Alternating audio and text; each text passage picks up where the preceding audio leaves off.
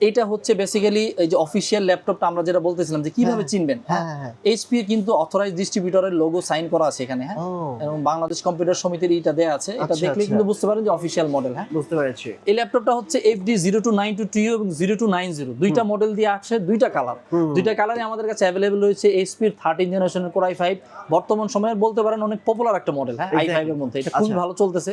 এটাতে র্যাম পাচ্ছি আমরা 8GB DDR4 এর একটি র্যাম, সাথে দুইটা র্যাম স্লট, অর্থাৎ র্যাম বাড়িয়ে নিতে পারবে কাস্টমার তাদের প্রয়োজন মতো, এবং সেই সাথে 512 Gen 4 NVMe SSD। আচ্ছা, স্টোরেজও বাড়ানোর অপশন রয়েছে এটাতে।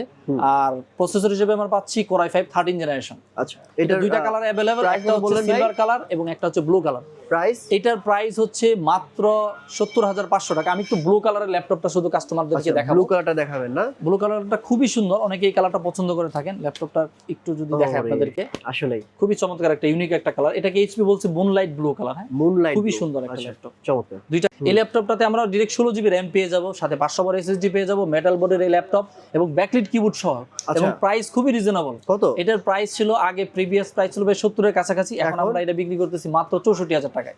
70 থেকে 64 চলে 64 তে চলে আসছে, 6000 টাকা নাই? এবং সাথে কিন্তু আমাদের যে cashback offer plus gift offer সেগুলোও থাকবে। ও, ক্যাশব্যাক অফার থাকবে। কাস্টমাররা খুবই রিজনেবল প্রাইসে কিন্তু 2025 এ ল্যাপটপ কিনতে পারবে। নাইস।